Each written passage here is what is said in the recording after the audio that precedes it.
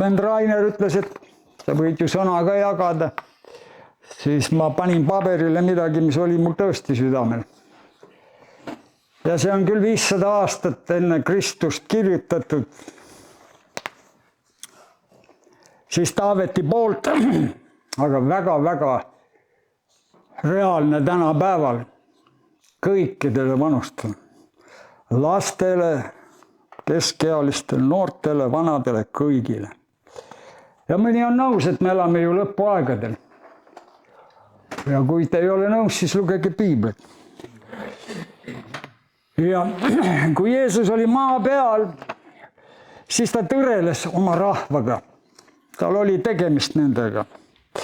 Ja ütles, te silmakirjatsejad, maa ja taeva nägu te oskate mõista, aga kuidas te ei mõista seda sinast aega.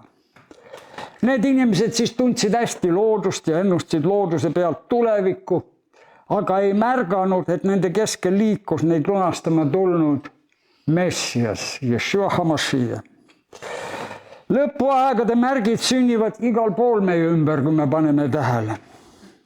Aga kui paljud meist tegelikult valmistuvad seisma Jumala ees, sest iga südamelöögiga, iga hingetõmbega me läheneme igavikule.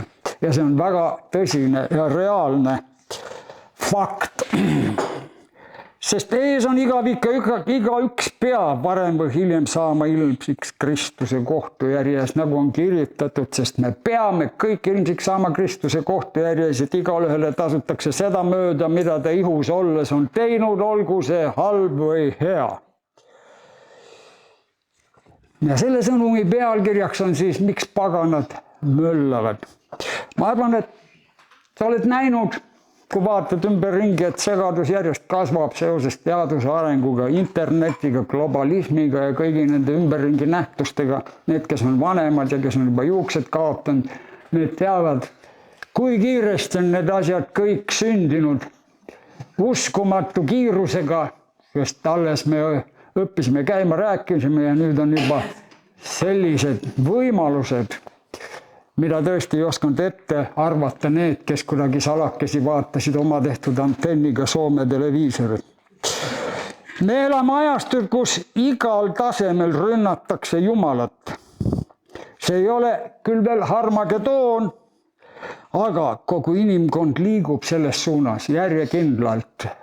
Ja see on paika pandud ja see olgu meile eeskujuks, mis sündis minevikus nendega, kes mässasid Jumala vastu, olgu see Soodom või Gomorra või kõik muud. Ja kehest seda toimub siis kasvavalt Jumala pilkamine, tema õiguste väänamine ja kasvav usklike mahavaigistamine. Väikeses Eestis ma ei tea, kuidas see asi veel käib, aga suuremates riikides käib see asi ka suuremal tasemel. Aga alati on tulnud ka aeg, mil Jumala teotuse ülekohus on lõpuks jõudnud selleli, kus issand ütleb, nagu ta ütles ka Iisraelile, ma sirutan oma käe su vastu ja hävitan sinu. Ma olen tüdinud järele andmast. Need isandal on kuskil punane joon. Ta laseb praegu suurest armust inimesi elada. Paganate arv ei ole veel täis saanud. Aga olgem kindlad, issand seisab oma sõna taga, nagu ta ütleb, ärge eksige, Jumal ei anna ennast pilgata. Piibel ei hirmuta meid. Vastupidi, piibel valmistab meid ette saabuvateks aegadeks. Nii nagu isa valmistab oma lapsi ette eluks.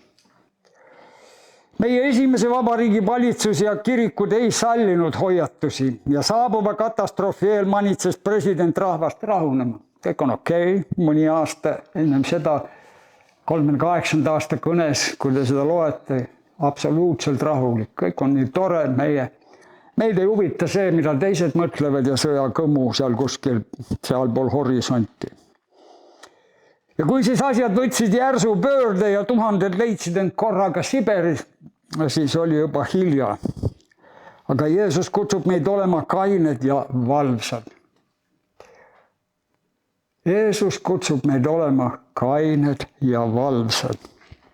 Siis valvake, sest teie ei tea, mil päeval teie issand tuleb. Ja see vaimsus on vald, vaimne. See on ka selles ülistamise vaimu, sest me anname ennast Jumalale üle, me tunnistame teda ja me tunnistame seda, et ta on väärt meie ülistamist ka väga rasketes olukordades.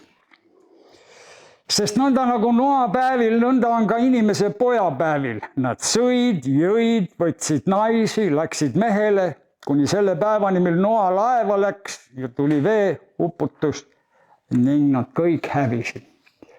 Seda me praegu näeme. Inimesed naudivad juba üle 30 aasta vabadust Eestimaal. Läbi karide ja läbi igasuguste ebameeldivate kogemuste, et iga asjast tuleb maksta. On paljud kodud läinud lahku, majad on ära võetud, võlga ei ole suudetud maksta. See on selle maailma reaalsus. Ja meil tuleb valida, kelle pool me siis täna oleme. Kas me oleme selle maailma poolel või oleme 50-50, ühe jalaga ühes paadis ja teise jalaga teises paadis, kuni Jumal saadab tuule ja voolu ja me peame kuskile hüppama. See on meie valik. See on igaühe meist valida. Kuldset keskteed ei ole, nagu räägitakse. See leige Laodikea vaimulikkus sai siis Ilmutuse raamatus Jumala reaktsiooni. Aga nüüd, et sa oled leige ja mitte külm ega kuum, siis tahan ma sind välja sülitada oma suust. Nii et sellised kesktee otsijad ja middle of the road elunautijad kõlbavad Jumalale ikkagi veel millekski vähemalt süljelärakaks. Tahtlik uskamatus on tegelikult kuri ja hingele väga ohtlik. Inimesed mängivad oma hingega, oma igavikuga kerglaselt. Sest see nõuab alati rohkem tõendeid. Kurat püüab ikka, et kas tõesti? Kas tõesti ta ütles nii? Kas tõesti sa usud Jumala? No kui sa oled Jumala poeg, siis näed, võta kõik see maailm on sinu ainult, kuni sa langema ette ja kummarda mind. Kurat nõuab tõestusi, et näha, kas meil on usku ja kui palju meil seda usku on. Uskmatus hoiab inimese eemal patukahetsusest ja Kristuse juurde tulemisest. See on siis üks niisugune vaim, mis ei lase tulla. See on inimese südamest, hoiab seda kinni, see on paadunud südame vaim. Ta loobub meeleparandusest, igasugusest ja ta on teel hukatusse ilma igasuguste illusioonideta. Ainult Jumala arm hoiab teda veel elus. See on äärmiselt ohtlik ja mõistatakse hukka Jumala kohtu päeval. Kindlasti kiri ütleb, katsuge vennad, et kellegi teie seast ei oleks kuri, uskmatu süda, mis loobub elavast Jumalast, vaid manitsege üksteist iga päev, nii kaua kui öeldakse täna. Et ükski teie seast ei paaduks patu pettusest. Ja see on öeldud Kristus. See on öeldud vendadele Kristusest. Pangem tähele oma sõnu ja pangem tähele oma süda asindust. Kui palju on seal seda patu kadedust, sest see on üks asi, mis on meie rahval kadedus. Ka need väikesed asjad, millest me nagu ei pane tähele ja mis on maailmas täiesti normaalsed, on tegelikult Jumala silmis hukka mõistetavad. Sa võid nüüd mõelda, et oled igati hea ja tore inimene ka ilma Jeesuseta. Aga ma ütlen sulle tõesti teadmiseks. Jumala silmis oled sa kuri ja teel hukatusse. Me peame seisma jätkuvalt Kristuse tões, sest kõigi meie südamed katsutakse läbi. Kas me seda tahame või mitte, sellest hetkest peale, kui me võtsime Kristuse vastu ja Kristus võttis meid vastu, algas meie sulatamine igavese elu poole ja see ei ole alati väga roosiline ja sile tee. Vaatame siis psalm 2 täna ja see on siis kirjakoht, mis räägib siis meile isa ja pohe vahelistest dialoogist, mis läheb poole pealt, läheb siis poja ja isa dialoogi peale. Ja andku meile püha vaim mõista, et see, mida tol ajal sündis, et see sünnib just ka täna ja praegu ja mitte ainult mõista, vaid kohendada ka ennast selle Jumala sõna järele. Sest iga täpikegi Kristuse sõnade järele läheb täide. See on see, mida meie mõistame, aga ümbritsev maailm ei mõista tänaseni. Sest ei näe, kuidas asjad toimuvad Jumala perspektiivis, sellepärast nimetataksegi seda uskmatuseks ja vaimupimeduseks. Vahest võib tunduda, et kurat on tõesti juba võidumees, aga kohus saatan üle on siiski mõistetud ja me teame, et Jeesus Kristus võitis selle meie eest. Läheme psalm 2.1. Miks paganad möllavad ja rahvad mõtlevad tühja? Siin esitatakse siis küsimus maailmas valitseva korra lageduse pärast. Kuritegevuse pärast, mida inimesed peavad normaalseks. Üks põhjustest, miks nad mõistavad, on see, möllavad, on see, et nad ei teeni issandat, nad ei tunne teda, neis ei ole Jumala kartust. Rahvad möllavad, sest neid sõna otseses mõttes juhib selle maailma vürst kurat, kes on teinud nende mõtlemise tühiseks.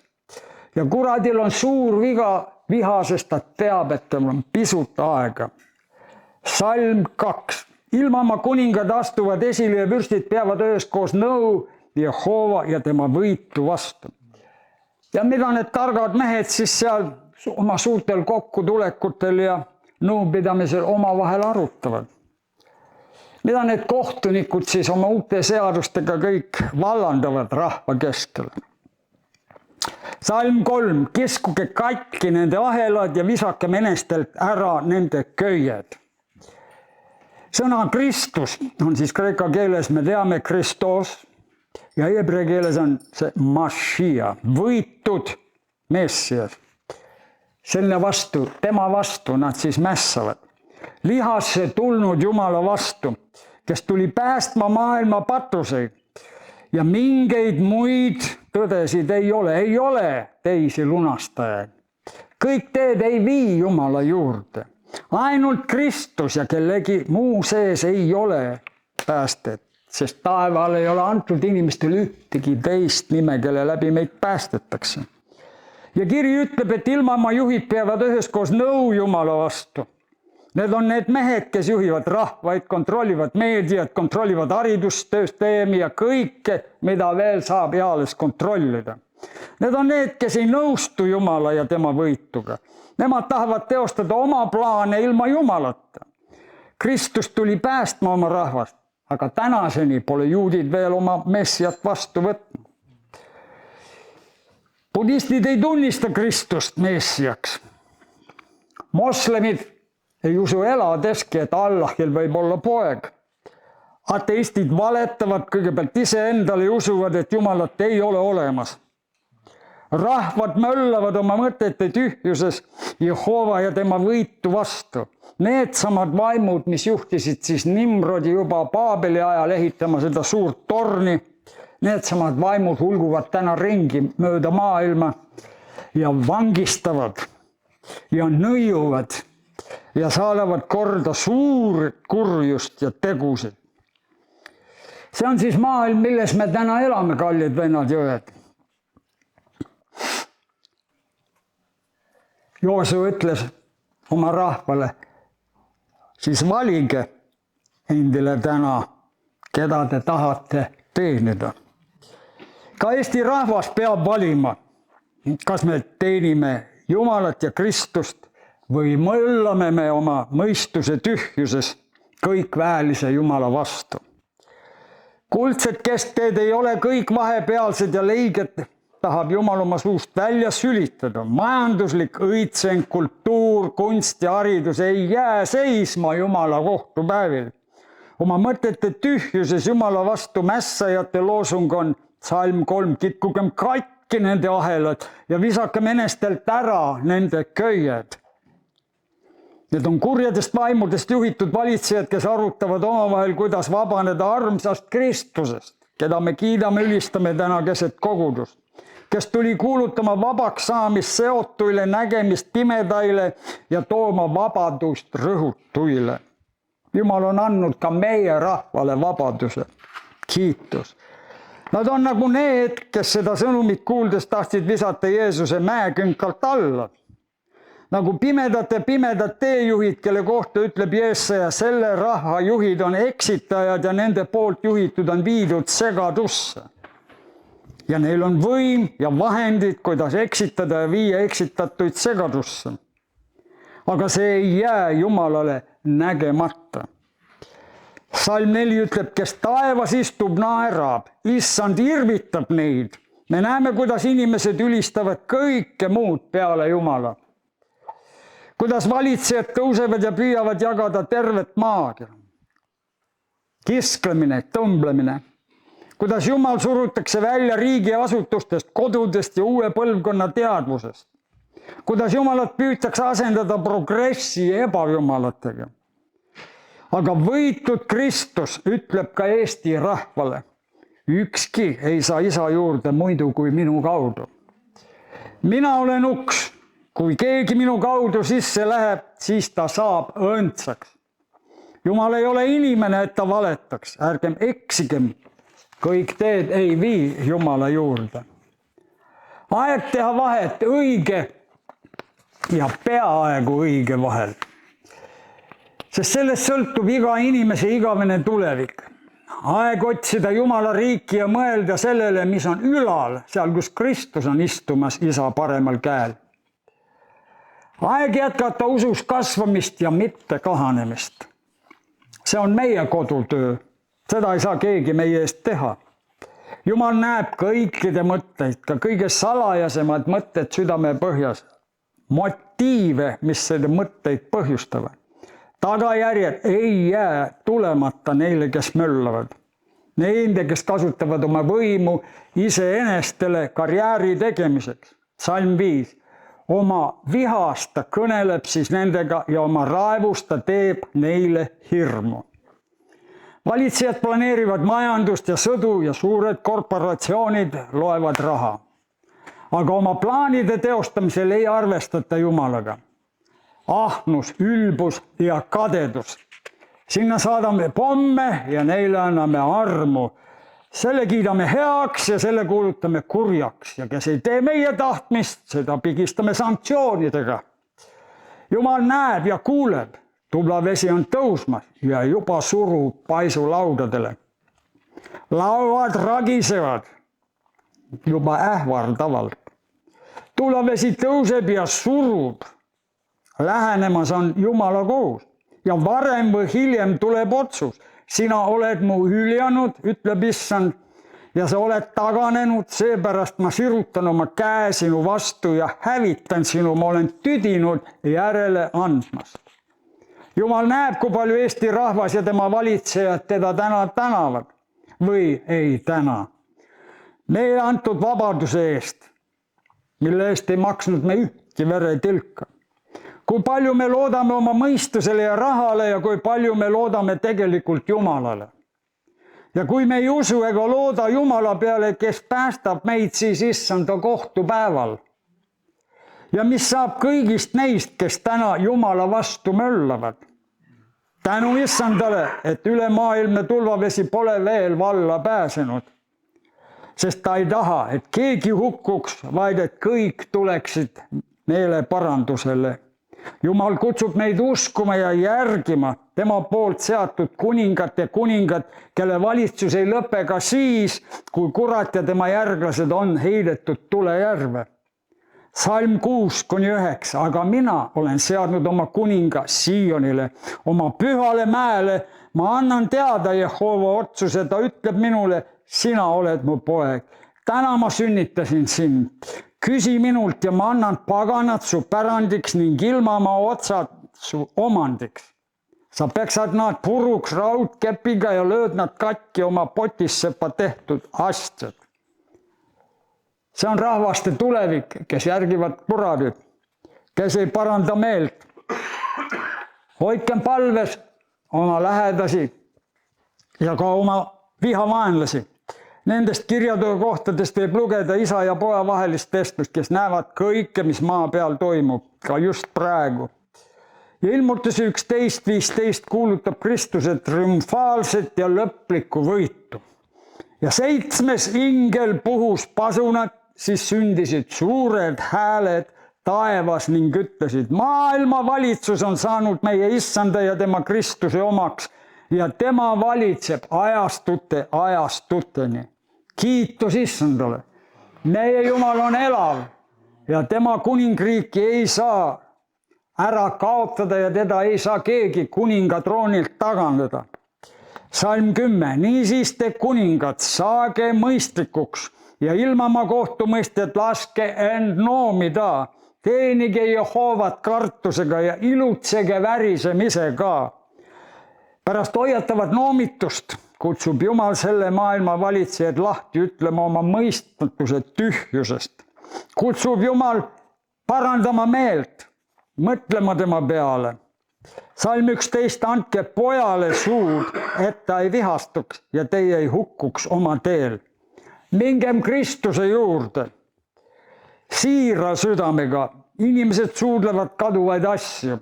Ja mida religioossem, seda rohkem asju suudeldakse. Pilte, kujusid ja igasuguseid sümboleid ja märke on siis neist veel puudus. On meil puudus veel kultustest või sektidest.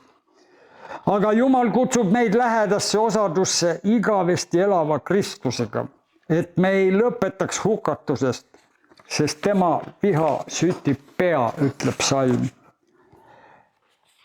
Talle viha on siis kirjutatud ka Ilmutuse raamatus 6.15 ja ilma oma kuningad ja suured isandad, sõjapealikud ja rikkad ja võimumehed ja kõik orjad ja kõik vabad pugesid varjule koobastesse ja mägede kaljudesse ja nad ütlesid mägedele ja kaljudele, langege meie peale ja varjake meid selle palge eest, kes aujärjel istub ja talle viha eest.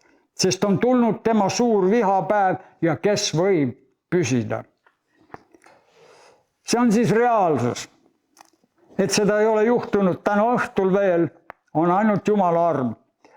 See on siis viis, kuidas kaduvad inimesed otsivad varju kaduvusest, kui Jumala talv tuleb ja mõistab kohut rahvastele, et varjata end ometi kuidagi talle viha eest. Aga neile, kes on võtnud noomimisest õpetust, parandanud meelt ja ootavad Kristuse tulekut, on jäetud lohutav kirjakoht. Õndsad on kõik, kes tema juures pelgupaika otsivad. Kiitus. See on meie lootus, meie kasvav usk, sest oli aeg, kus me elasime ilma lootuseta ja usuta siin maailmas, kus me olime kaugel eemal vaimse Iisraeli kodakondsusest. Aga Efeslaste kiri ütleb, nüüd olete te ligi saanud Kristuse vere läbi. Olgu need 500 aastat enne Kristust kirjutatud Taaveti laulud siis lohutuseks meile ja manitsevaks hoiatuseks ka meie Eesti rahvale ja meie Eesti rahva juhtidele. Tänu Jumalale.